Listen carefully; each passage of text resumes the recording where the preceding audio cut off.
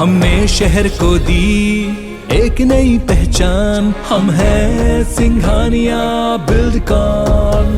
बड़ी खबर, एमपी छत्तीसगढ़ में लोगों पर पड़ रही महंगाई की मार। लगातार दूसरे दिन बढ़े पेट्रोल डीजल के दाम। दूसरे दिन भी कीमतों में 80 पैसे की बढ़ोतरी। भोपाल में पेट्रोल के दाम 108 रुपये 98 पैसे पहुंच गए। भोपाल में डीजल की कीमत 92 रुपये 52 पैसे।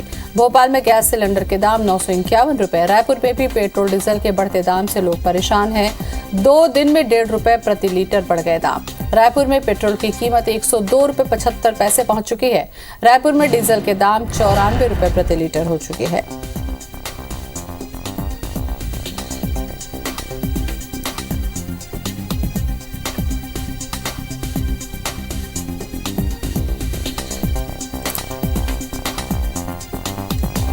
तो लोगों पर महंगाई की मार। सुरेंद्र शर्मा हमारे साथ में जुड़ चुके हैं कांग्रेस से। सुरेंद्र जी, बढ़ती महंगाई को लेकर क्या कहेंगे आप? क्यों नहीं इस पर नियंत्रण लग पा रहा है?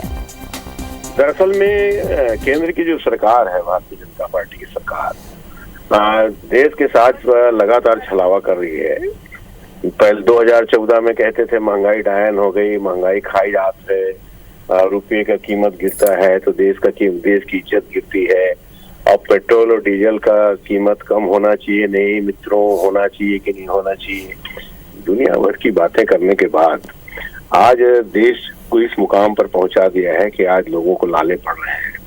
गृहिणियां 1000 से ऊपर का सिलेंडर खरीदने के लिए मजबूर हो रही हैं जी। और तमाम हर चीजों में, पेट्रोल में, डीजल में आसमान छू रहे हैं और ये अभी और बढ़ने वाले हैं ना। इसको मेरे को लगता है कि भारतीय जनता पार्टी के राज में महंगाई का दूसरा नाम विकास हो गया है। विकास के नाम पर सिर्फ हर चीज महंगी और इंसानियत सस्ती हो रही है। इसके अलावा भारतीय जनता पार्टी के शासन में और कुछ भी नहीं हो रहा है। सुरेंद्र जी से बात हमने की, पंकज चतुर्वेदी भी जुड़ चुके हैं। पंकज जी, सुरेंद्र शर्मा से हमने बात की, उन्होंने कहा कि बीजेपी के राज में तो महंगाई अभी और भी बढ़नी है, इस पर किसी भी तरीके का नियंत्रण नहीं हो रहा है। इस बारे में आप क्या कहेंगे? क्योंकि एमपी में तो बीजेपी की ही सरकार है और वहाँ भी पेट्रोल डीजल के दाम बढ़ रहे हैं। देखिए, पेट्रोल डीजल के दाम किसी भी राज्य की सरकार के हाथ में पूर्णता नहीं होते हैं। हम सब जानते हैं कि पेट्रोल डीजल के दामों को लेकर हम 85% आयात करते हैं और उस आयात का भुगतान करते हैं डॉलर में। और इन दोनों चीजों पर भारत सरकार का प्रत्यक्ष अप्रत्यक्ष दोनों प्रकार का नियंत्रण नहीं है। और जैसी वैश्विक परिस्थितियां हैं, रूस यूक्रेन के युद्ध के चलते, तो हम सब जानते हैं क्या स्थितियां। जो कच्चा तेल का जो डॉलर, जो 86 कच्चा तेल का जो एक बैरल $86 का आता था, वो अब $130-140 प्रति बैरल है, यानी लगभग डबल के बराबर। और ऐसे में यदि 137 दिन के बाद कीमतें कुछ बढ़ी है तो मुझे लगता है कि सरकार को हमको प्रशंसा करना चाहिए उसके प्रबंधन की। और इन परिस्थितियों में सरकार 2 स्तर पर प्रयास करी। तो ये कोशिश कर रही है कि रूस से पेट्रोल जो खरीदा जाए वो रुपये में खरीदा जाए, यानी डॉलर में न खरीदा जाए, तो डॉलर एकाधिकार समाप्त हो। और दूसरा, समानांतर ईंधन के विकल्प जैसे इथेनॉल या हाइड्रोजन की बात करें, पर वो दीर्घकालिक प्रक्रिया है, 1 या 2 साल उसमें लगेंगे। और अभी जिस प्रकार के प्रयास है, तो मुझे लगता है कि इन परिस्थितियों में किसी भी सरकार के लिए जो श्रेष्ठतम प्रयास हो सकते हैं वो दिल्ली की मोदी जी की सरकार ने किए हैं। और इसीलिए 50 पैसे, 60 पैसे, 80 पैसे के आसपास पेट्रोल डीजल बढ़ा है, वो भी लगभग 137 दिन के बाद।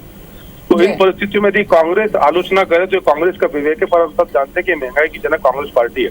और मैं एक उदाहरण ज्योति जी आपको दूंगा तो आपको समझ में आएगा कि हम लोग क्यों कहते हैं कि नेहरू जी महंगाई की जिम्मेदार थे। महंगाई की जिम्मेदार का सीधा वास्ता उनसे।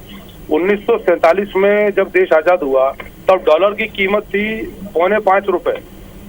और जब नेहरू जी जब देश छोड़ के गए, उन्होंने अपना दुनिया छोड़ी उन्होंने, तब डॉलर की कीमत थी लगभग 26 रुपए। और आज भी हम कच्चा तेल डॉलर में खरीदते थे, तब भी डॉलर खरीदते, तो तब से ये स्थिति बिगड़ी है। तो 60-65 साल के जिनके राज में डॉलर की दुर्दशा के चलते पेट्रोल का हमारा खर्चा बढ़ा, वैश्विक परिस्थितियों को लेकर जो स्थिति बनी, क्यों नहीं कांग्रेस की सरकारों ने सोचा वैकल्पिक ईंधन के बारे में, इथेनॉल, हाइड्रोजन के बारे में? जो नरेंद्र मोदी जी 7 साल 8 साल के कार्यकाल में जो कर पा रहे हैं वो 60-65 साल में क्यों नहीं हुआ? तो उसके बाद यदि कांग्रेस आलोचना करते तो जनता इनकी आलोचना का उत्तर बराबर देती है। चलिए पंकज जी, चाहे हम कांग्रेस शासन की बात करें, चाहे बीजेपी शासन काल की बात करें, महंगाई की मार से सीधा असर आम जनता को होता है। खास करके कोरोना काल में जिनकी आर्थिक रीढ़ की हड्डी टूटी हुई है, ऐसे में ये महंगाई उन्हें कैसे सीधा खड़ा होना देगी? शुक्रिया आपका हमसे बातचीत करने के लिए सुरेंद्र जी, आपका भी बहुत बहुत धन्यवाद।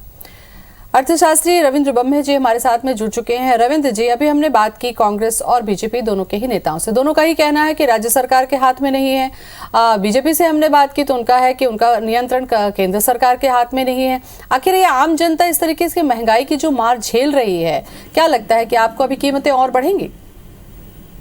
देखिए, जिस तरीके की परिस्थितियां हैं, जिस तरीके के दबाव हैं, अंतर्राष्ट्रीय और घरेलू दबाव हैं, उससे तो और संभावना है। देखिए, कल और आज मिला के ये रोज जो है दाम बढ़ रहे हैं और संभावना है ये महंगाई की बढ़ने की, क्योंकि जिस तरीके से आप यदि ये फ्यूल प्राइसेस बढ़ रहे हैं, जरूर इसमें जो है अंतर्राष्ट्रीय प्राइस बढ़ने की और संभावना के मद्देनजर इसको बढ़ाया जा रहा है। और ये हम देखें कि जो यानी जो इकोनॉमी, जो मैं तो अर्थव्यवस्था के नजरिए से कहूंगा और आम लोगों के नजरिए से भी, ये महामारी से के बाद से जो महंगाई जो बढ़ने का ट्रेंड आया है और इसमें कहीं भी राहत नहीं मिली है पिछले एक दो साल यदि आप देखें। और उसके बाद इसमें फिर से ये जो नया अंतर्राष्ट्रीय जो तनाव आ गया है, हम सभी जानते हैं, उससे ये बढ़ने का, महंगाई बढ़ने का ट्रेंड, उसका असर हमारे यहाँ भी हो रहा है। पर ये महंगाई सिर्फ उन पे नहीं है, अन्य चीजों पर भी ये असर जा रहा है, क्योंकि खाद्य वस्तुएं भी बहुत ज्यादा महंगी हो रही है। खाद्य वस्तुओं में बिल्कुल रविंद्र जी, मैं आपको बताना चाहूँ, खाने का तेल हो गया, चाहे अनाज हो गया, सभी के दाम बढ़े हुए हैं। जी हाँ, जी हाँ। तो ये एक बहुत बड़ी मतलब चुनौती है कि यदि आप महंगाई को यदि नियंत्रित नहीं रखेंगे तो जो आपका जो विकास है, जो राज्य का विकास आप करना चाहते हैं, वो नहीं हो पाएगा, क्योंकि महंगाई एक जो है बहुत ही बड़ा जो है विकास के मार्ग में खतरा होती है, मतलब समग्र रूप में। और साथ ही साथ जो इससे ज्यादा प्रभावित भी होते हैं, जो गरीब वर्ग है, वो बहुत ज्यादा प्रभावित होता है, क्योंकि वो कहीं से भी उनको कोई वो सेफ्टी नेट में नहीं होता, उनको किसी भी प्रकार से जो है उनकी जो वर्तमान आय है वो बहुत कम हो जाती है और साथ ही साथ उनके खर्च बढ़ जाते हैं। तो इसके बहुत सारे असर हैं और ये बहुत एक चुनौती है सरकार के रूप में, सरकार के सामने, कि इसको कैसे नियंत्रित रखें, क्योंकि इसको नियंत्रित रखना बहुत रविंद्र जी, यहाँ मैं आपसे जानना चाहूँ, क्या केंद्र सरकार या राज्य सरकार चाहे तो इस पर कोई कमी कर सकती है? उनके पास में कोई ऐसे विकल्प होते हैं क्या?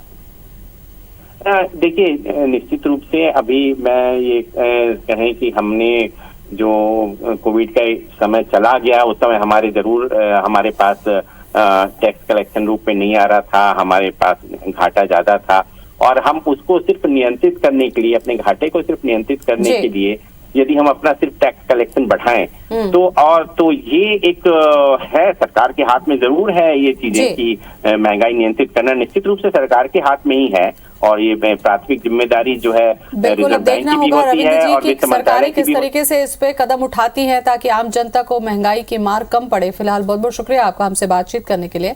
हरचरण सिंह सानी जुड़ चुके हैं, संरक्षक है रायपुर बस्तर कोरापुट परिवहन संघ के। हरचरण जी, जिस तरीके से पेट्रोल डीजल के दामों में इजाफा हो रहा है, इसका परिवहन पर कैसा असर होगा? कहीं ना कहीं फिर से यात्रियों पर यहाँ पर मार इसकी पड़ेगी, किराया बढ़ने के तौर पर किस तरीके से प्रभावित होगा परिवहन? तो मैडम, जो ट्रांसपोर्ट व्यवसाय की कमर तोड़ महंगाई होने वाली है। पहले ही ट्रांसपोर्ट व्यवसाय जो है इसका कोविड-19 का मार झेल चुके हैं। 2 साल तक गाड़ियां चली नहीं, ठीक ढंग से माल नहीं मिला, ना गाड़ियां चल पाई। तो अब धीरे धीरे स्थिति सामान्य होने की तरफ बढ़ ही रही थी कि ये अचानक जो मार गवर्नमेंट ने डीजल पेट्रोल की रेट बढ़ा के मारी है, तो ये इसको असहनीय हो जाएगा और ट्रांसपोर्ट व्यवसाय पूरी तरह से फिर प्रताड़ित हो जाएगा। उसको परिवहन पर इसका असर पड़ेगा हरचरण सिंह जी? बाजार पर तो मैडम असर पड़ेगा और पड़ भी चुका है। आज आप स्टील के दाम देखिए, 8,000 रुपये पहुंच गए हैं, जो 4200-4500 के थे। ऑयल के देख लीजिए, खाने वाला ऑयल जो है वो भी 1.5 गुना बढ़ चुका है। प्लास्टिक हो गया, सब चीजें महंगाई हो गई है। और अभी तो ये डीजल पेट्रोल इन्होंने बढ़ाना शुरू किया तो महंगाई और बढ़ेगी। तो आम जनता के लिए तो जीना जो है मुश्किल हो जाएगा। उनका मतलब डे टू डे खर्चे जो है पूरा बजट बिगड़ जाएगा। चलिए, बहुत बहुत शुक्रिया आपका हरचरण सिंह जी। जानकारी देने के लिए, बातचीत करने के लिए। तो महंगाई की मार से लोग परेशान होंगे, चाहे खुद गाड़ी चला रहे हों या यात्री के तौर पर सफर कर रहे हों, सभी तरफ इसका असर देखने को मिलेगा। और केवल पेट्रोल डीजल ही नहीं, गैस सिलेंडर के दाम भी बढ़े हुए हैं। अगर अनाज की बात करते हैं तो अनाज की कीमतों में भी इजाफा हुआ है। खाद्य पदार्थों में जो खाद्य तेल है उसकी कीमतों में भी अच्छी खासी वृद्धि हुई है। तो कुल मिलाकर लोगों पर महंगाई की मार ऐसी पड़ रही है कि लोगों का जीना मुहाल हो रहा है, उनका जीवन यापन भी मुश्किल हो रहा है। तो लोगों पर ये महंगाई की मार, भोपाल में गैस सिलेंडर के दाम 951 रुपए पहुंच चुके हैं और MP छत्तीसगढ़ में भी लोगों पर महंगाई की मार पड़ रही है।